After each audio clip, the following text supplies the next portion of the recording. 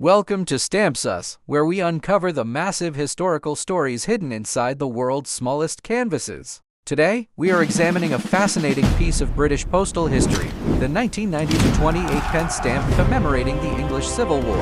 At first glance, it is just a vintage collectible, but looking closer reveals a brutal conflict that reshaped a nation and the unsung heroes who communicated across the battlefield. When we think of 17th century warfare, we often picture armored generals, sweeping cavalry charges, and smoke-filled battlefields. We rarely think of the musicians. This specific stamp, issued by the Royal Mail to mark the 350th anniversary. Want to master the philatelic journey?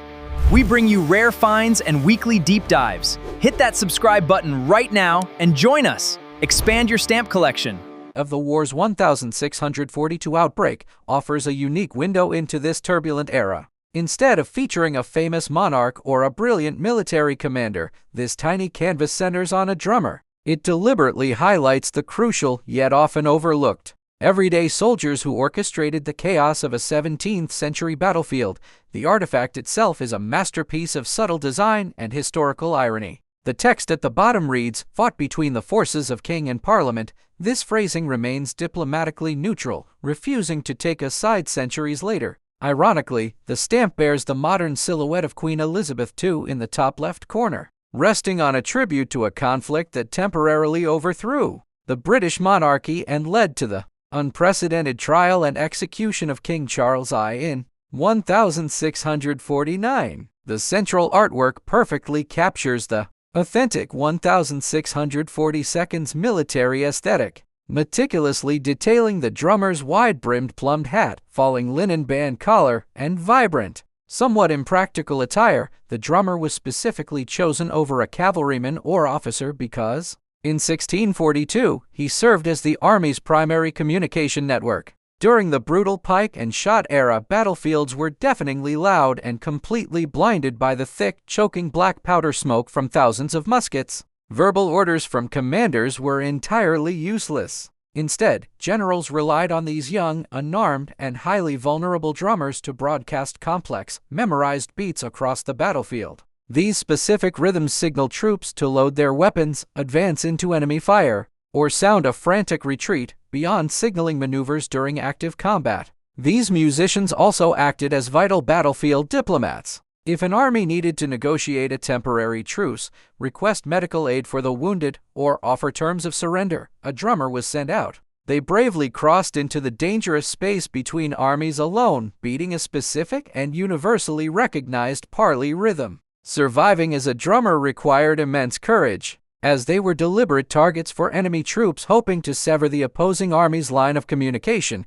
Behind the brightly dressed drummer in the foreground, the stamp's background reveals the grimmer reality of the broader conflict. Ranks of troops march carrying long spears, representing the massive blocks of pikemen who formed the absolute backbone of the era's infantry. Between 1642 and 1651, the nation was violently torn apart, splitting families and neighbors over a fundamental ideological question: did supreme power belong to the divine right of the king, or to the elected authority of parliament? This ideological civil war was devastating. It cost an estimated 85,000 lives in direct combat and lost another 100,000 people to war-related diseases and famine. Proportionally, this conflict destroyed a larger percentage of the British population than the First World War. History is ultimately about the people who endured these eras, like the young man gripping wooden drumsticks amidst incoming cannon fire. This 28-pence stamp stands as a tribute to the unseen gears of the historical war machine. Thank you for watching Stamps Us. Remember that incredible, world-changing stories aren't just found in grand museums, but are often hiding in plain sight on a piece of paper no bigger than your thumb. Next up, we are continuing our journey into British postal history by examining another fascinating piece from the 1992 set commemorating the English Civil War. If you look at the file named Civil War Drummer, you will see a beautifully illustrated 24-pence stamp. At first glance, it is just a vintage collectible with a postmark slashed across it. But looking closer reveals the brutal, gritty reality of 17th century combat and the heavy burden borne by the era's essential infantrymen. When we think of historical warfare, We often picture sweeping cavalry charges and the dramatic smoke of early firearms. However, the absolute anchor of the 17th century battlefield was a man holding a very long stick. This specific stamp, issued by the Royal Mail to mark the 350th anniversary of the war's 1642 outbreak, centers entirely on the pikeman. It deliberately highlights the heavily armored, grueling reality of the everyday soldiers who formed the impenetrable defensive walls of the English Civil War. The artifact itself, Civil War Drummer, is a masterpiece of historical illustration. Just like its sister stamps in the series, the text at the bottom reads, "Fought between the forces of king and parliament." This phrasing remains diplomatically neutral, refusing to take a side centuries after the nation tore itself apart.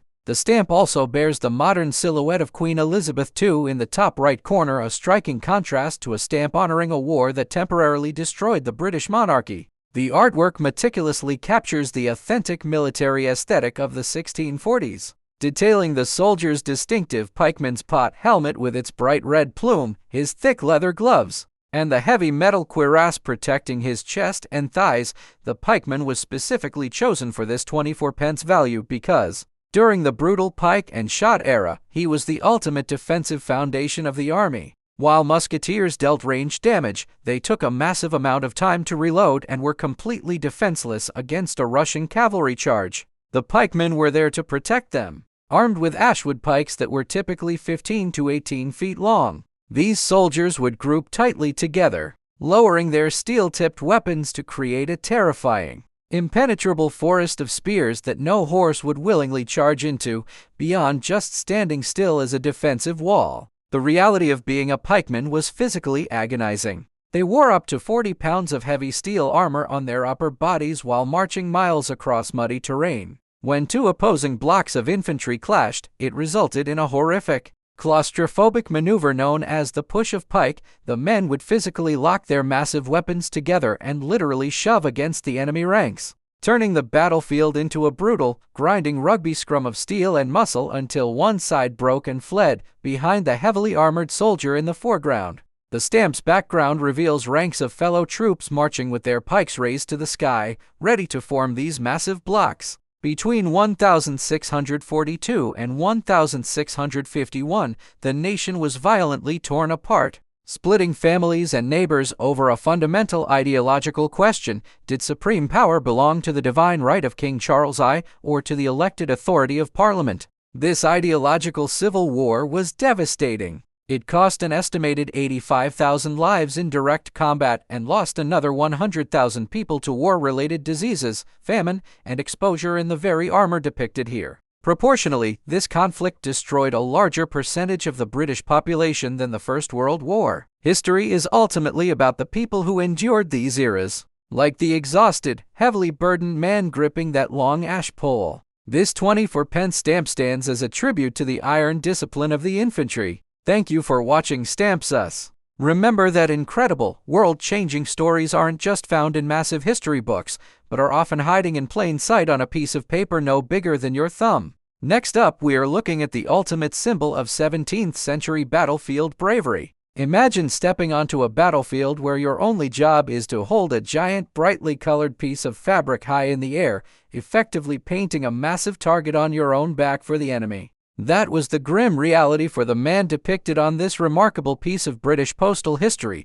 Let's examine the file named Civil War Standard Bearer. This is the 39p value from the Royal Mail's acclaimed 1992 set marking the 350th anniversary of the outbreak of the English Civil War. While previous stamps in this series highlighted the drummers and the heavily armored pikemen, this specific illustration brings us face to face with the standard bearer. It's a striking, colorful image, but the historical context behind this figure reveals a terrifying story of devotion, tactical necessity, and almost certain death. Looking closely at the artwork, the illustrator has done an incredible job bringing the 1640s to life. Unlike the pikeman in his heavy steel plates, our standard bearer is wearing a thick leather buff coat. This unyielding, heavy leather was designed to stop the slashing edge of a cavalry sword, which was a very real threat to the man holding the flag. He wears a slouched felt hat with an ostrich feather plume, and his armored right gauntlet tightly grips the thick wooden pole of his regiment's colors.